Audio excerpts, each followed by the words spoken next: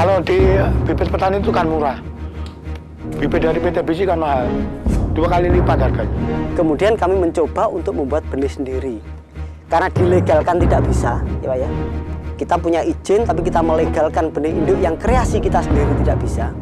Kita membuat sendiri. Ya, ternyata terkejut lagi setelah sampai di sana, ternyata surat itu dituduh melakukan pembenihan biji liar itu. Ke polisi ya belum pernah sampai ditahan, sampai dihukum itu belum pernah. Gara-gara nanam jagung itu saya masuk LP itu.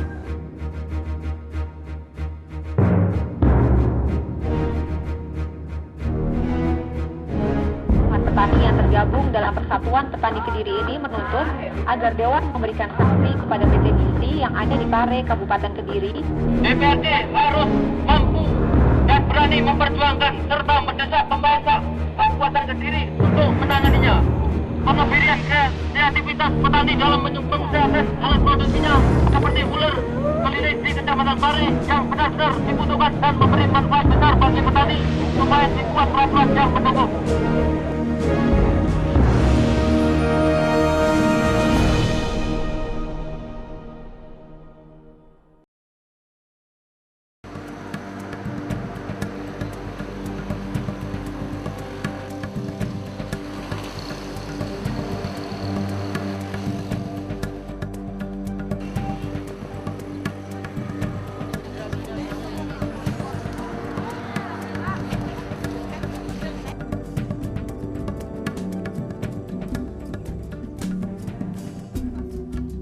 Sekitar tahun 1984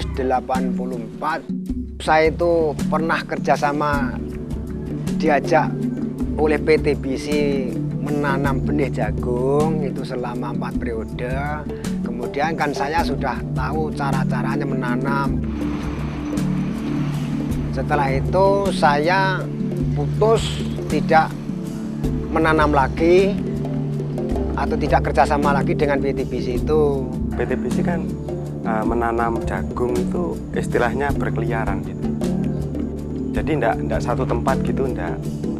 Dulunya di sini ya ditempati. Setelah orang-orang itu tahu, itu dicabut lagi, dipindah lagi. Gitu. Dari PPL berbicara dengan saya, boleh ladangmu ditanami jagung persiapan benih. Caranya bikin apa? Diberi benih, diberi pupuk, tapi besok mengembalikan waktu panen gitu. Kontrak tidak ada.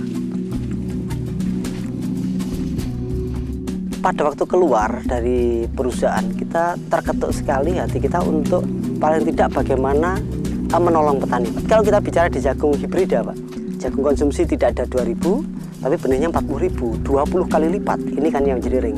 Hati kami ingin berkata, wah, saya mau bikin benih kalau gitu, Pak. Hibrida. Jagung lokal BC yang kecil-kecil itu saya buat betina, kemudian jagung yang besar, buahnya atau tongkol yang besar itu saya buat jantan. Hasilnya itu ya tidak banding dengan yang asli, yang mesti masih baik mutunya yang asli itu.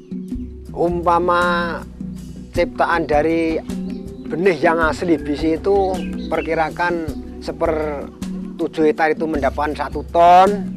Umpama yang tidak asli seperti saya tanam itu sekitar 6 kintal kah atau 7 kintal gitu, menjadi masalah itu. Saya itu memasarkan benih hibrida ya. Harganya harga paten yaitu. Kalau PT BC harga jualnya kan 27.000 ya. Kalau saya kan hanya 10.000 gitu. Undang-undang tentang PVT itu kan menghasilkan benih sebetulnya, yang kemudian dilindungi berdasarkan undang-undang itu. Sehingga dalam ini konteksnya adalah bagaimana perlindungan terhadap si pembenih. Sedangkan dalam undang-undang sistem budidaya tanaman itu kaitannya dengan pelepasan benih itu ke masyarakat. Ya. Supaya ada kontrol terhadap peredaran benih. Suatu benih sebelum dilepas harus melalui beberapa pemeriksaan, yaitu dalam proses sertifikasi itu. Setelah aman dari bahaya-bahaya benih-benih yang bisa mengganggu atau merusak lingkungan baru bisa dilepas. Nah, prosedur Undang-Undang Sistem Budidaya Tanaman adalah prosedur bagaimana suatu benih dari pemulia sampai kepada petani harus dilepas. Itu sebetulnya. Nah, keuntungannya bagi petani barangkali adalah petani akan memperoleh benih-benih yang dalam tanda petik baik karena sudah melalui prosedur pemeriksaan. Kerugiannya, petani tidak mungkin ikut berpartisipasi dalam konteks itu. Kenapa? Karena persyaratan-persyaratan yang ada di dalam Undang-Undang PVT untuk memperoleh benih itu sangat rumit bagi petani. Kemudian kalau misalnya petani tidak mau menggunakan model PVT, artinya petani mau melakukan pembenihan sendiri, katakanlah gitu, itu juga ada bahayanya kalau misalnya petani melepaskan tanaman atau benih tanpa melalui prosedur undang-undang ini, bisa dikenakan pidana. Saya sama bapaknya itu masih di masjid. Tahu-tahu itu pulang dari masjid itu kok sudah dipenuhi yang dari BISI, yang dari kepolisian. Kalau Bapak menanam semacam ini ya, dan orang lainnya itu banyak lagi, PT BISI akan gulung tikar. Semula itu belum ada kok diperingatkan atau bagaimana, enggak. Jadi langsung didatangi ke sini, langsung disuruh tanda tangan, terus dipanggil hari Minggu, suruh ke Polres itu. Ya, ternyata terkejut lagi setelah sampai di sana, ternyata surat itu dituduh melakukan pembenihan bisi liar itu. Dikatakan kamu menjual bisi 2, enggak, saya tidak pernah menjual bisi 2 karena kita memang tidak pernah menggunakan merek orang lain sama sekali enggak. Kita jual polos gitu. Akhirnya dibawa ke Polres. Dari Polres tuduhannya adalah pemalsuan. Bapak Kapolres sendiri, Bapak Kapolsek pada waktu itu ya, itu juga menolak. Ini tidak pemalsuan karena mereknya tidak ada merek sama sekali. Ketika satu benih dimiliki oleh PVT-nya atau dimiliki patennya oleh sebuah perusahaan, itu sebenarnya itu disitulah hak-hak petani itu diabaikan. Kenapa? Karena perusahaan benih itu tidak memproduksi benih berdasarkan apa yang tidak ada sebelumnya. Mereka memproduksi hal-hal yang sebenarnya, pengetahuan yang sebenarnya sudah dimiliki oleh para petani. Seperti misalnya membenihkan jagung, itu adalah pengetahuan umum yang dimiliki oleh hampir semua petani di dunia yang memproduksi jagung. Jadi sebenarnya kalau mereka mau mempatenkan satu pembenihan, metode pembenihan atau mendaftarkan hak atas varietasnya, maka mereka sebenarnya harus membayar sesuatu mengembalikannya kepada petani. Misalnya kasus di Argentina, di mana petani-petani pada awalnya itu disediakan benihnya oleh perusahaan. Mereka membelinya dari perusahaan dan mereka dibiarkan untuk menanam kembali benih-benih itu. Ketika kemudian petani sudah tergantung, kemudian perusahaan melakukan kayak inspeksi di lahan-lahan petani, dan apabila petani itu tidak membayar atas apa yang sudah digunakan, mereka kemudian didenda atau dilaporkan ke polisi. Proses peradilan yang pertama awal-awalnya kan ditanya, bapaknya suruh menjelaskan itu masalah jagungnya itu menanamnya. Saya utarakan di sana itu di muka hakim, ini ladang saya sendiri, saya kelola sendiri, saya tanami benih sendiri, tidak saya beli atau tidak saya mencuri. Dengan undang-undang PVT atau undang-undang haki secara keseluruhan, itu adalah undang-undang yang difokuskan pada industri, masalah-masalah perdagangan dan industri, sehingga memang mengabaikan pengetahuan-pengetahuan yang sudah dimiliki oleh petani dan juga model-model perlindungan di masyarakat. Seperti misalnya kalau di Undang-Undang Haki yang ala WTO itu mendasarkan atas perlindungan individu, sementara para petani dimanapun itu dia lebih berdasarkan atas hak-hak komunal. Artinya ada kepemilikan, tetapi kepemilikan itu tidak dimiliki oleh individu, tetapi oleh masyarakat, di mana semua orang bisa menggunakannya dan memperbanyak pengetahuan itu sendiri dan juga mengembangkannya. Sampai putusan melakukan pembenihan bisi liar gitu. Akhirnya diberi sanksi selama 1 tahun ya, katanya 1 tahun tidak boleh menanam, tidak boleh melakukan kriminal. Saya gitu. Dalam kasus yang baru seperti ini ya, jangankan hakim, kepolisian sendiri tidak akan paham bagaimana Undang-Undang Nomor 12 Tahun 1992 seperti itu. Itu pun terlontar dari mereka. Kita baru menangani kasus ini seperti ini baru pertama kali ini. Pengadilan itu namanya pengadilan kurang adil kalau begitu.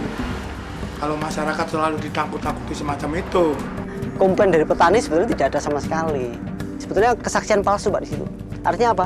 Dia sebetulnya bukan kelompok tani, di sidang mengaku sebagai kelompok tani. Undang-undang perlindungan konsumen itu kan diundangkan untuk melindungi konsumen. Nah, apakah konsumen sudah dirugikan dengan apa yang dilakukan oleh para petani itu? Gitu. Itu yang harus dibuktikan. Nah, sementara yang dibuktikan di sini sebetulnya adalah persoalan label. Petani tidak menggunakan label dalam menjual benih. Tapi apakah memang petani tujuannya menjual benih? Ya itu yang harus dipertanyakan. Nah, contoh ini adalah contoh yang sangat menurut saya sih lucu ya, karena apa? Yang melakukan sertifikasi itu kan harusnya pemerintah. Yaitu suatu proses untuk melakukan pemeriksaan terhadap benih yang akan dilepas. Nah, apakah petani melakukan hal itu? Petani Kediri khususnya? Saya kira tidak. Mereka justru mencoba untuk merekayasa benih yang ada berdasarkan pengetahuan sederhana mereka. Jadi tujuan mereka bukan melakukan sertifikasi sebetulnya contohnya. Nah, ini adalah contoh dari penerapan undang-undang yang menyimpang dari tujuan undang-undang itu sendiri. Ya, masalahnya itu hukum itu harus ditegakkan kalau saya. Jangan untuk sandiwara saja. Kalau proses sidang sendiri ya 15, hampir sekitar 3 bulan lebih mungkin proses sidang sendiri. Kemudian finalnya tetap mengatakan bahwa saya diputus bersalah melanggar Undang-Undang Perlindungan Konsumen dan Undang-Undang Nomor 12 Tahun 92 tentang budidaya tanaman dengan putusan 5 bulan penjara. Gara-gara nanam jagung itu saya masuk LP itu.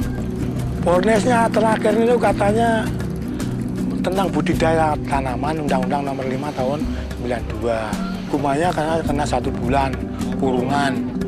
Kalau menurut saya yang salah hakimnya itu. Menurut undang-undangnya kan harus itu membuat pembibitan itu minimal kan punya modal 500 juta itu. Kalau saya dan mempunyai pekerja tetap minimal 25 orang. Saya nggak punya tenaga kerja dikerjai sendiri kok. Kalau menurut saya itu visi itu menuduh saya itu karena merasa dirugikan gitu kan. Bibitnya kan di daerah Kabupaten Kediri menurun gitu. Sebenarnya pemerintah harus membantu pada petani. Tapi kalau ada petani yang punya inisiatif malah dihukum. Mestinya kan malah berterima kasih. Orang yang berkreasi seperti saya sudah dihantam dengan permasalahan seperti ini. Orang yang berkreasi yang sama tidak akan berani loh melakukan penangkaran, tidak berani melakukan penelitian uji coba sendiri, tidak akan berani. Karena apa? Kalau saya dianggap orang yang mampu mewakili mereka, ternyata masih kalah dalam persidangan. Apalagi mereka. Nah, dampaknya jelas. Saat ini orang yang membuat benih aja sudah ada, Pak. Kosong ini. Tapi saya juga berusaha mencari jagung lokal yang dulu-dulu itu saya tanya-tanyakan kepada teman-teman itu masih ada atau tidak. Sebagian ya ada, sebagian ya sudah tidak ada. Di Indonesia kan sudah ada beberapa perusahaan pembenih seperti PT BC yang ya konon di bawah Charon Pokpa dan seterusnya, ada Pionir dan sebagainya ya. Tapi itu adalah contoh-contoh dari perusahaan-perusahaan yang mencoba memanfaatkan eksistensi dari perlindungan varietas tanaman. Mereka berniat untuk melakukan penemuan yang kemudian mereka memohonkan pendaftaran perlindungan supaya mereka dapat memperoleh monopolisasi dari pemanfaatan benih tersebut. Sektor pertanian itu akan semakin buruk karena dan juga kehidupan petani karena mereka harus tergantung terus-menerus dengan benih, tidak hanya jagung tetapi juga sekarang bisa ke beras, ke kedelai dan lain-lain. Sekarang saya nanam tebu itu. Nggak ada yang sentimen itu kan nggak ada kalau tebu. Meskipun nanam bibit tebu kan nggak ada yang sentimen itu. Kalau nanam bibit jagung itu kan ada yang sentimen. Ya alhamdulillah saya masih bisa memegang amanat tersebut. Tiap hari tanam bawang merah. Sekarang tanam ke labu ini sama pare ini Pak? Iya ini, ya langsung keahlian ke rokok ini ya. Bikin produksi rokok kecil-kecilan ini yang seperti yang saya, dari pengalaman saya itu ya saya terapkan di bidang rokok ini.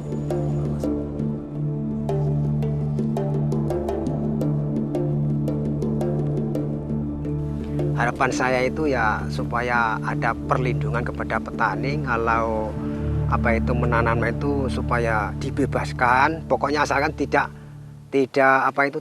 tanaman yang dilarang oleh pemerintah loh, maksudnya seperti ganja dan sebagainya kan dilarang. Perlindungan varietas tanaman adalah boleh dikatakan justru lebih banyak melindungi perusahaan-perusahaan pembenih, bukan petani. Kalau misalnya yang dimaksudkan dengan Undang-Undang Sistem Budidaya Tanaman adalah untuk meningkatkan kesejahteraan petani, maka undang-undang ini gagal. Kegagalannya justru dikarenakan di dalam undang-undang ini justru menceritakan seperti pembatasan-pembatasan yang akan sulit bagi petani untuk bisa memenuhinya.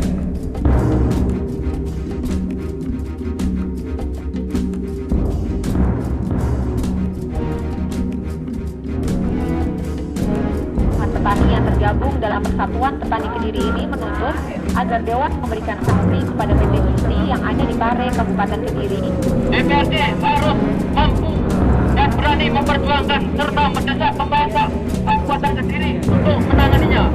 Pengembirian kreativitas petani dalam menyumbang proses alat produksinya seperti ular melilit di Kecamatan Pare yang benar-benar dibutuhkan dan memberi manfaat besar bagi petani supaya dibuat peraturan yang mendukung.